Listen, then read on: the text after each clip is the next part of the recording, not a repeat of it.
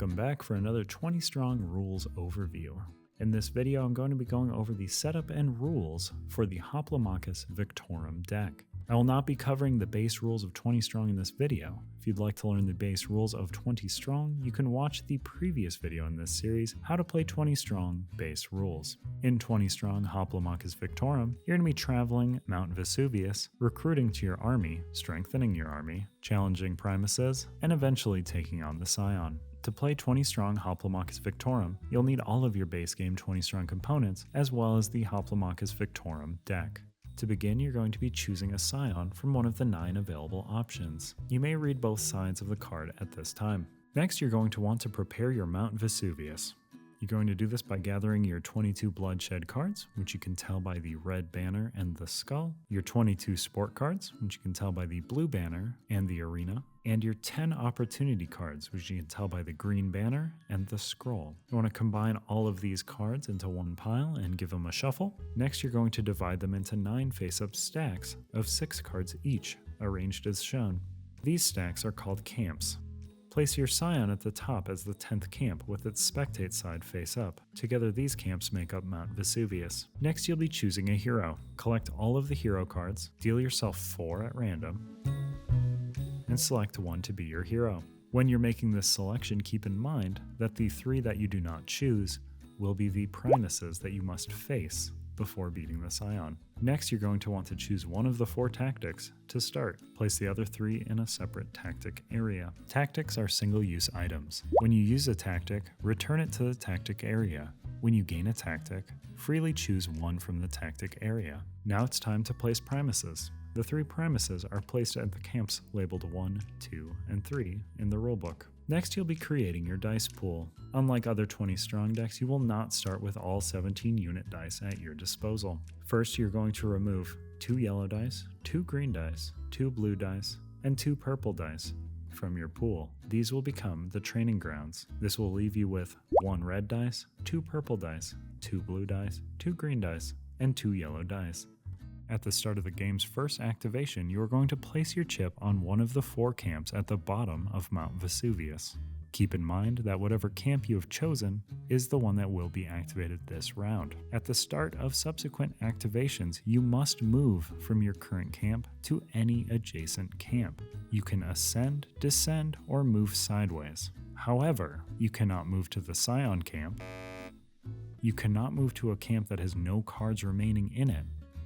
And you cannot remain in place.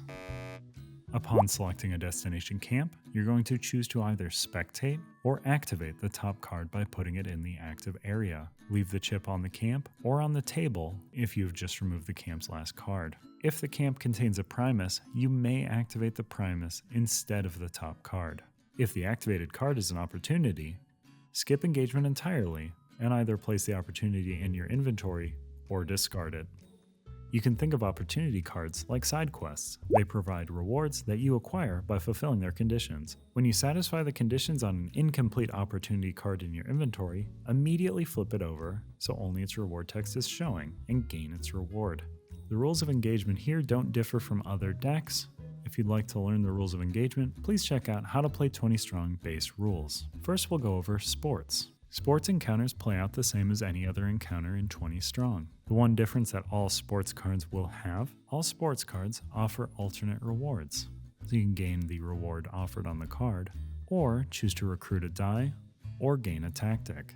To recruit a die, you simply gain the weakest die from the training grounds, in this case a yellow. To gain a tactic, you simply gain your choice of tactics from the tactic area and add it to your inventory. Bloodshed cards play out the same as any other encounter in 20 Strong. The difference with Bloodshed enemies is that for each Bloodshed enemy that deals you damage in the Suffer Damage step, you must dismiss a die in the Cleanup step. This would involve you taking a die from your dice pool or exhausted area and moving it to the training grounds. Adding enemies is a little different in the 20 Strong Hoplomachus Victorum deck than it is in other decks. If an enemy in Hoplomachus Victorum calls for you to add additional enemies, it must pull them from adjacent camps. If you feel like you want to recover or just want to avoid the top card of whatever camp you've entered, you may choose to spectate. When you spectate, carry out the following steps. First, suffer the spectate penalty found on the Scion's card. Second, you're going to discard the top card from your camp, skipping engagement entirely. Third, you get to either recover 1 die or increase your health by 1. Some rewards and penalties will cause you to strengthen or weaken a die. To strengthen a die, you will replace a die from your dice pool or exhausted area with a die from the training grounds of the next highest strength. For instance, a yellow would turn into a green would turn into a blue. To weaken a die, you dismiss a die from your dice pool or exhausted area and replace it with the next lowest strength die. A die is ineligible to be strengthened if there is no stronger die, and ineligible to be weakened if there's no weaker die. For instance, you can't choose to weaken a yellow die. Primuses. When you activate a Primus, consider it to be a boss and use endgame rules when doing this fight. The following adjustments will be applied. Resolve any plus enemies on the Primus and any other conflict cards as normal. These would pull from adjacent camps as normal for the Victorum deck. All enemies must be defeated. During the exhaust dice step, do not exhaust dice applied to undefeated enemies. These dice will carry over between rounds. At the end of the cleanup step in the round in which you complete the Primus conflict by defeating all enemies, immediately resolve the Primus's Bane. Banes are negative effects you must suffer when you defeat a Primus. At the end of the round in which you successfully complete a Primus conflict, follow the Bane instructions on the Primus card. You may be asking yourself what these little flames are. This is Scion Influence, and it builds up over the course of the game, impacting the final Scion conflict. During the cleanup step of any engagement, all defeated cards showing Scion Influence are added face down to the top of that deck, rather than being discarded. Some enemies grant Scion Influence as well as an item. The Scion Influence is not granted so long as the item remains in your inventory. When you would discard an item with Scion Influence, it is placed on the Scion Influence deck instead. Undefeated enemies and cards discarded in other ways are not added to the Scion Influence deck. The current Scion Influence is calculated by counting all of the Scion Influence in the deck. Endgame. The round after you've completed the final Primus conflict, you must face the Scion in the endgame. This causes you to move directly to the Scion camp and discard the cards remaining in all other camps. Next, you're going to prepare your battlefield. Flip the Scion to its conflict side, activate it, and follow any other setup instructions on the Scion card. Next, you're going to activate the Scion's allies. Activate enemies as directed on the Scion card.